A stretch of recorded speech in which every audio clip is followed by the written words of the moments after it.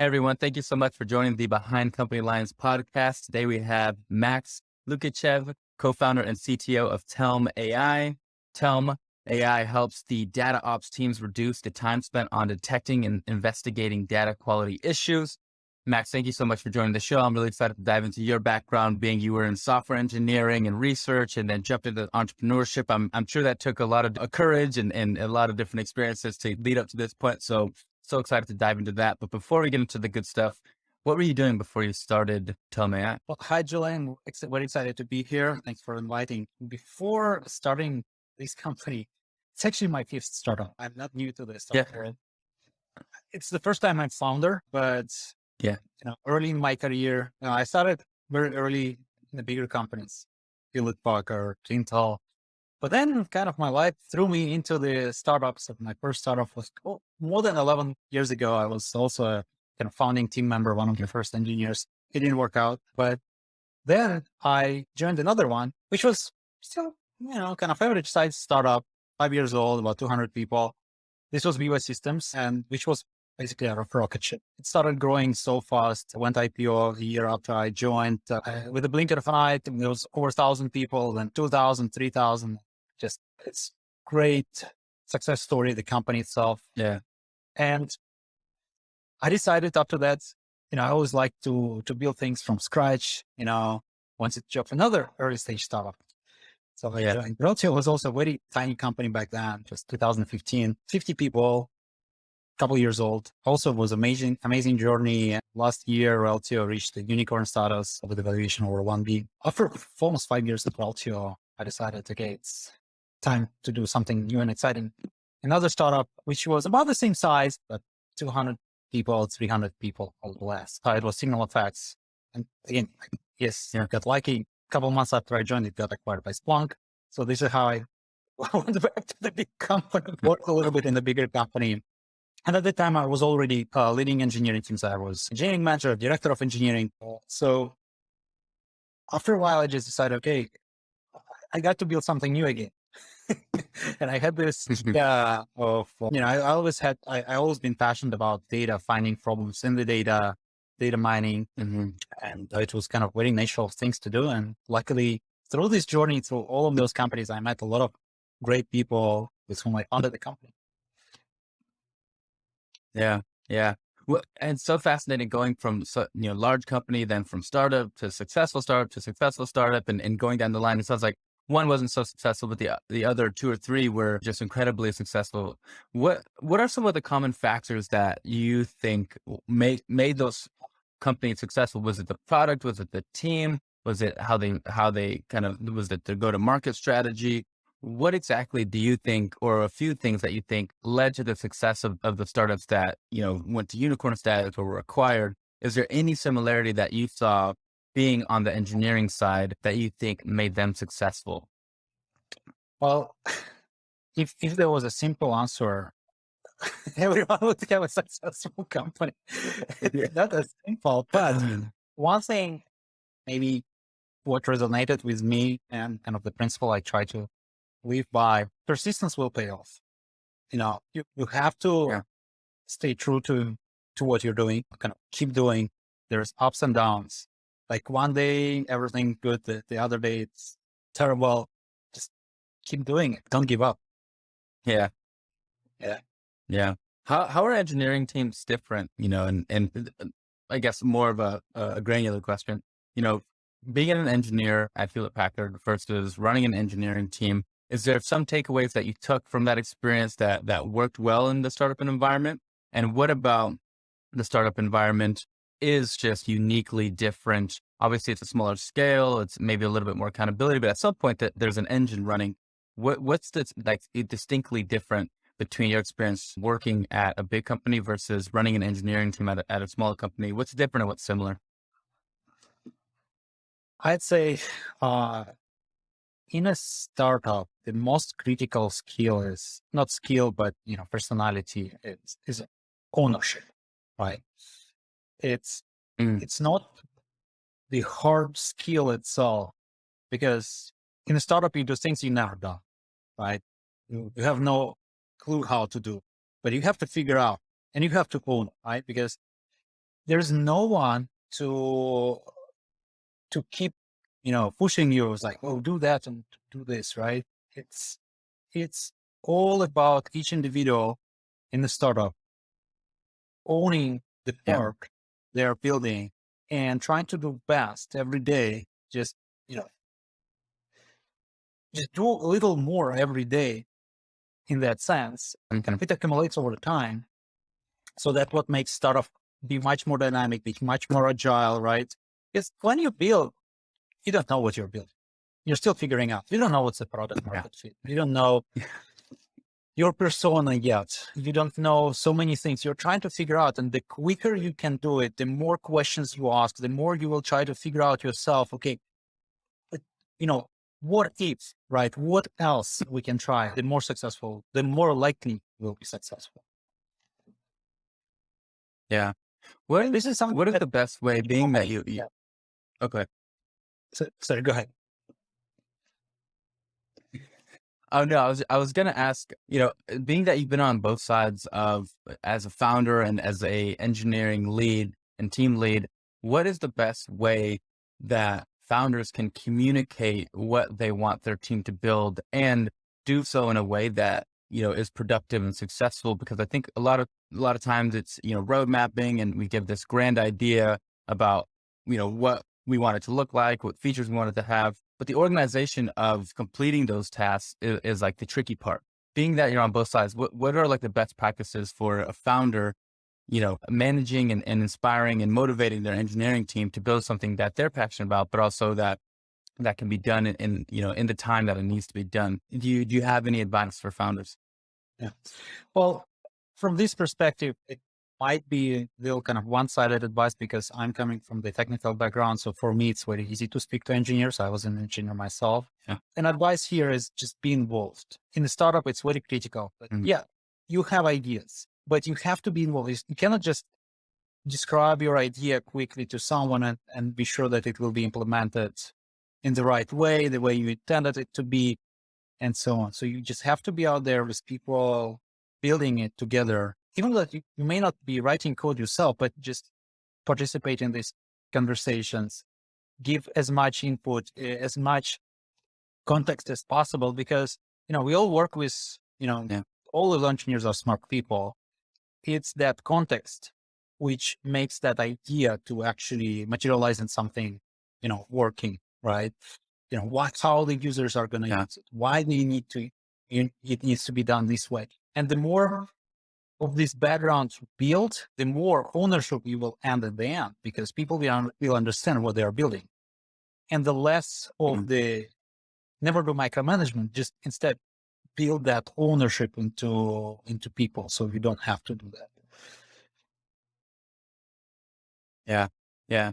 I love the piece about being involved. That's so simple, but I think in practice it's difficult because it's on the edge of being involved in micromanagement and being completely, away from the product. But I love the involvement of it in building together and giving somebody the background and reasons behind, because a lot of that, I think breeds to creative solutions that you allow your employees and your engineering team to make by understanding the overall, goal or mission. Thinking about, Another, your experience moving from, good. yeah, just want to add one more thing. And it's very important to build that culture that anyone can tell you your idea sucks.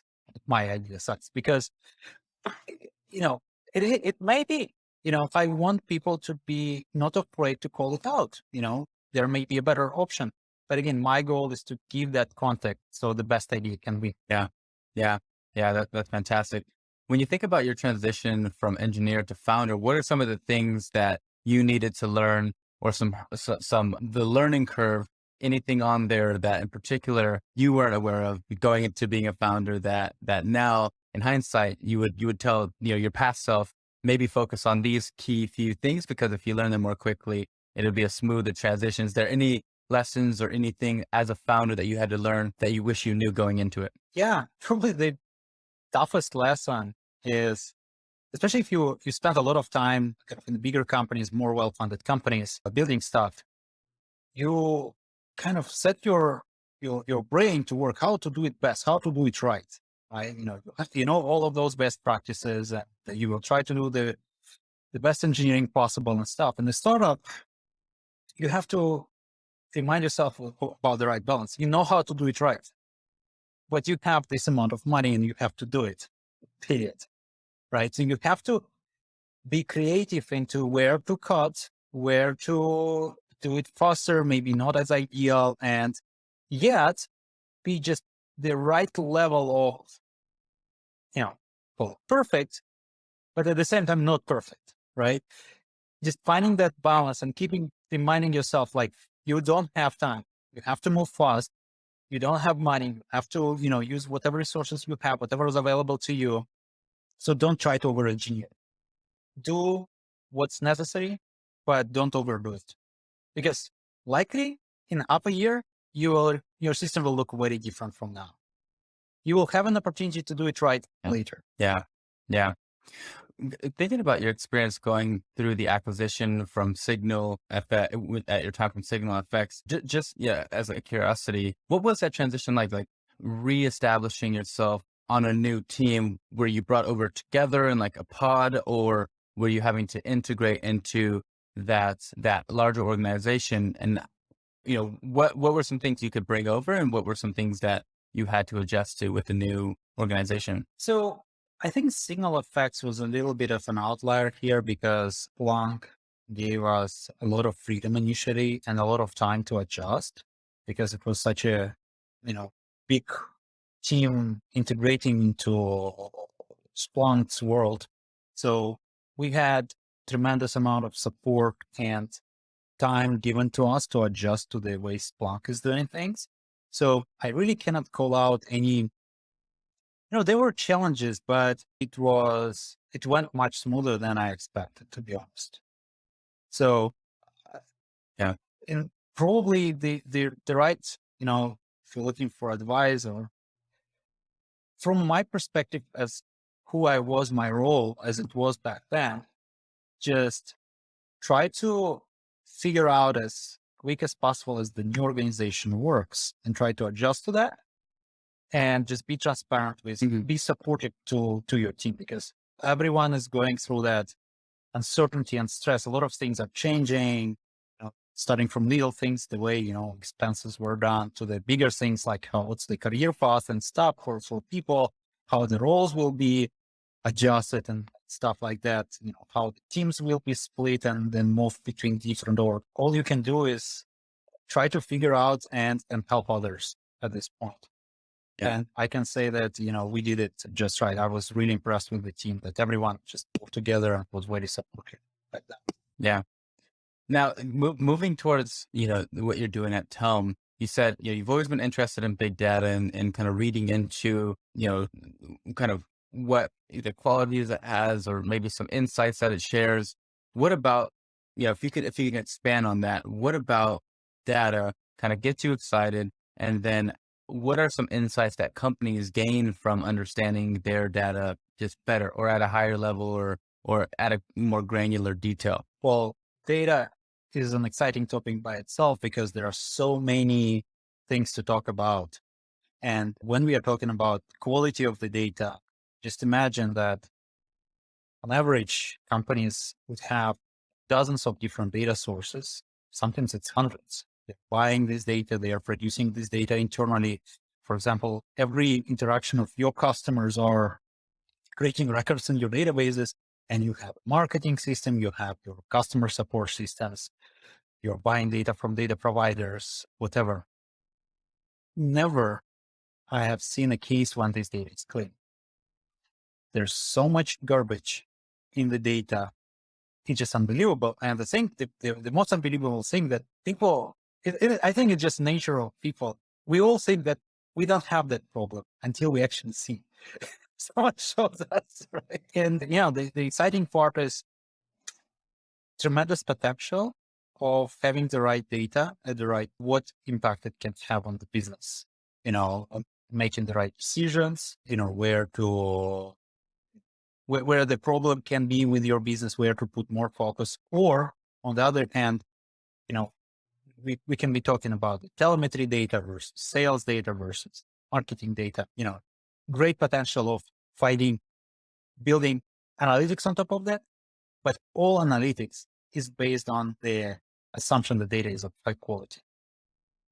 And if you cannot Yeah. ensure the data is high quality, it's like, this is a waste of effort. Yeah.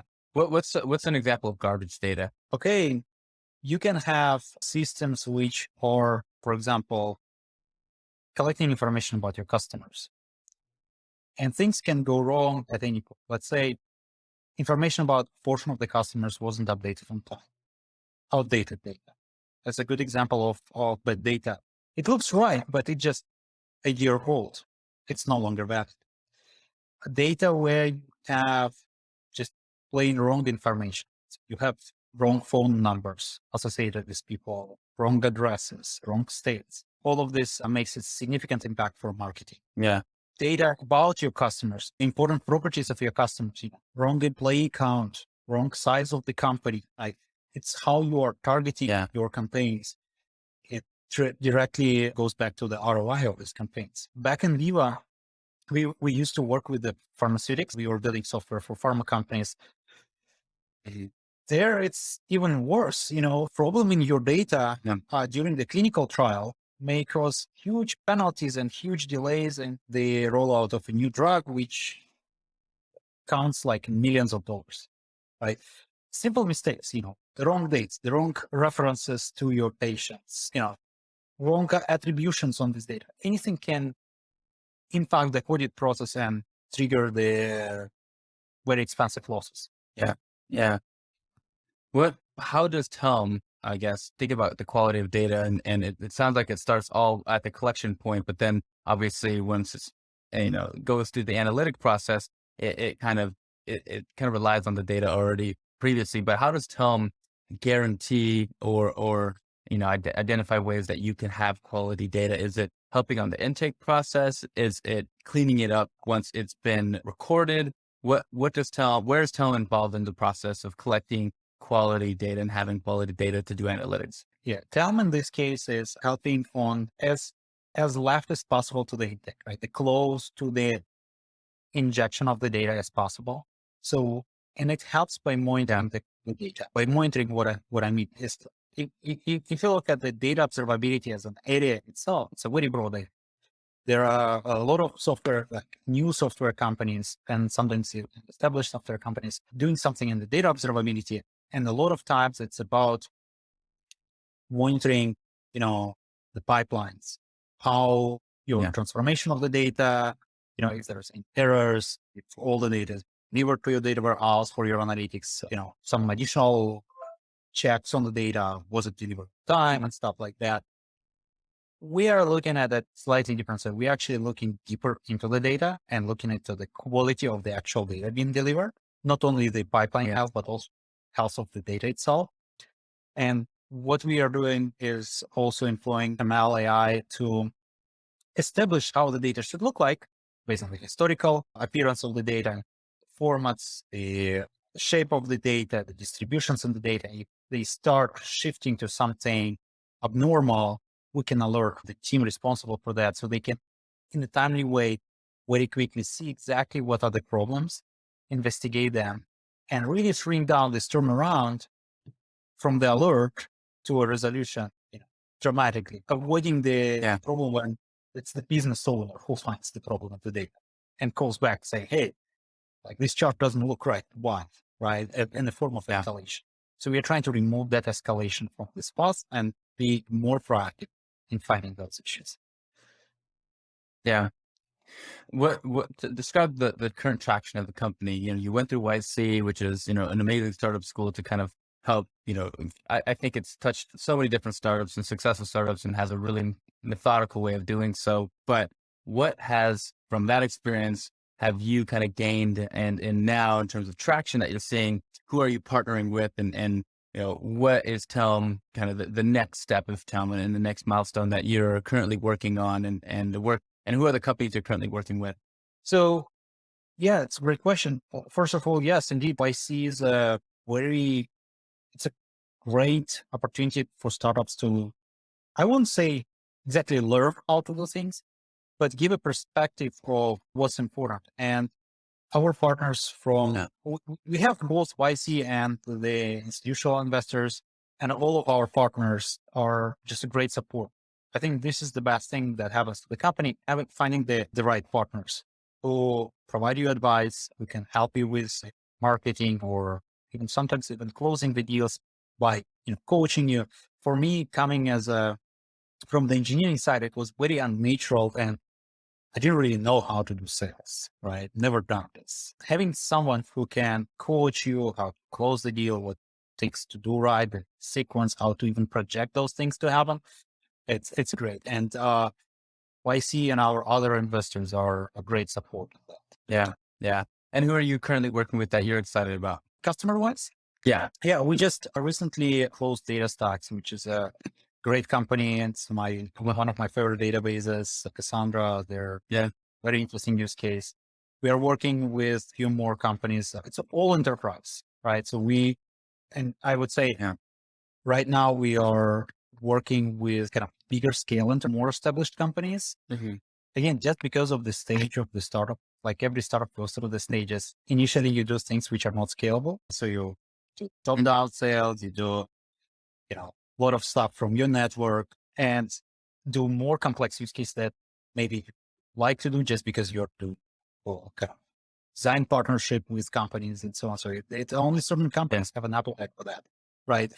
That's kind of the stage you're going through to get to the broader market, basically to find your product market fit. Yeah. But yeah, we are working mostly with enterprise companies across different verticals. So we are not limited only to, let's say, technology or to pharma. We actually work with technology, pharma, product companies, e-marketing. So yeah, it's a good variety.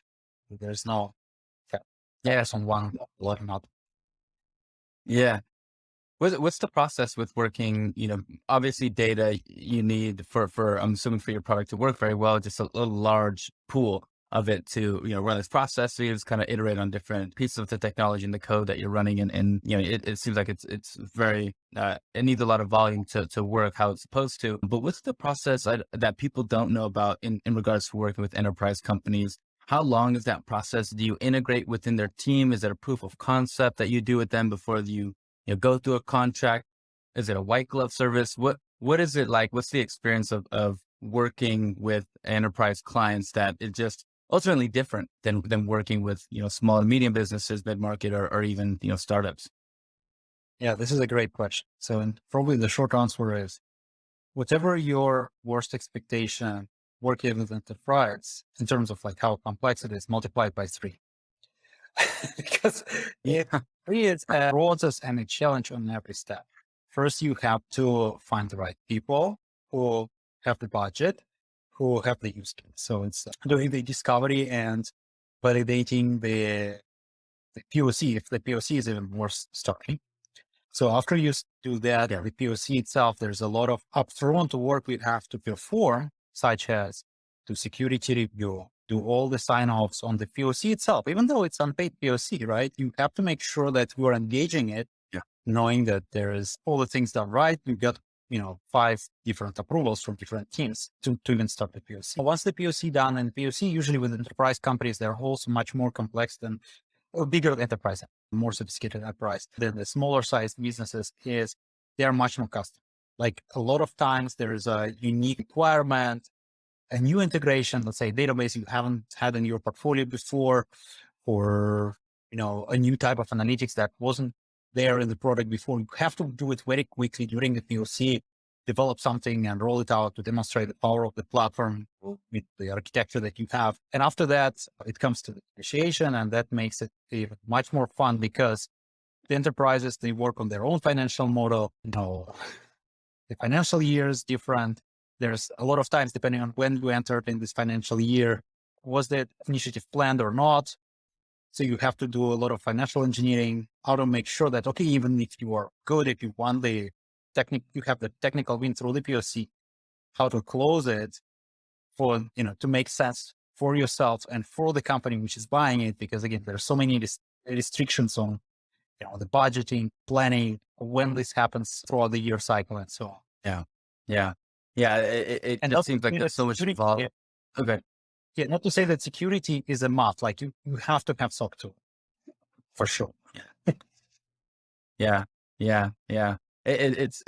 I love the honesty behind, whatever your worst expectation is, multiply by 3, because I think, a lot of companies strive to work with enterprise clients because, I think in their mind, the deal size goes up, but it's just so much more involved of a process that a lot of companies either need to mature to, or their product like yours needs to be inherently useful for those companies, and it kind of justifies the level of involvement. What are some of the biggest risks that Telm AI faces today? I would say the biggest thing I worry about is just general market, because for being a startup, it's always a big vulnerable, right?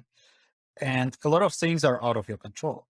If the market goes down, everyone starts shifting, kind of cutting the spend everywhere, right? So it kind of creates this, cycle. Like, okay, you have to have a certain cadence of the new customers, the revenue grows. You had a lot of bigger companies, especially the enterprises, they are trying to do their financial planning and trying to cut their costs to prepare for the longer cool down in the market and so on, right? So Yeah. depending on like in what shape you were entering this phase of the market, it may be Yeah. good for you or bad for you.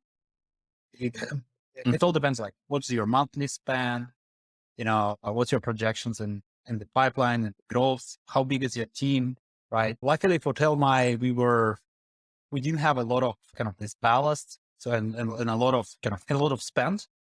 So we are feeling a little bit more comfortable in this sense. But, if you enter this stage or where we all are now and you have, you know, 200 engineers and not that much of revenue, that's a big problem. You have to be super Yeah. worried and stuff. Yeah. Yeah. If everything goes well, what's the long-term vision for Telm? Long term is really growing it into a complex solution for like, for all things related data quality, right? And monitoring data quality. I don't think we will go into the infrastructure, like data engineering infrastructure is not exactly where we see ourselves, but things about Mhm. data quality, what's inside the data, that's definitely our interest. Yeah. Yeah, I always like to ask founders this question just to gain some selfish research purposes, but also for my audience to gain some knowledge and insights. But what are some books or people who have influenced you the most throughout either your career or currently as you're building a startup? I think, I was fortunate enough to work with some great leaders from my career. And I even picked up some of the, mottos, which kind of helped me moving Yeah. day to day. And one of that was Peter Gassner from Veeva, CEO of Veeva, that, persistence will pay off is one thing which kept me going in a very hard moment. A lot of times. That's his phrase, which was in the water cooler when I was a Yeah. young engineer. Yeah.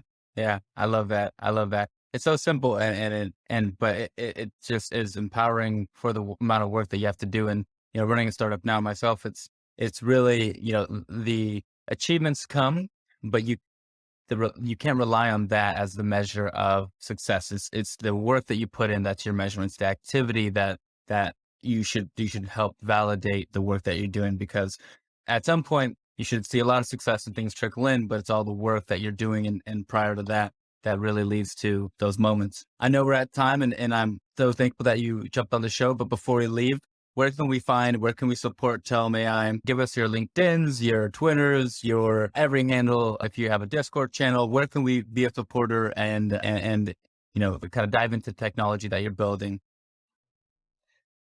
Well, first of all, thanks so much for inviting. It was a great chat. I really enjoyed the conversation. You can learn about Telmai on our website, telm.ai, and also on our LinkedIn page just by looking for Telmai, Telmai, just a single word. A little history behind that.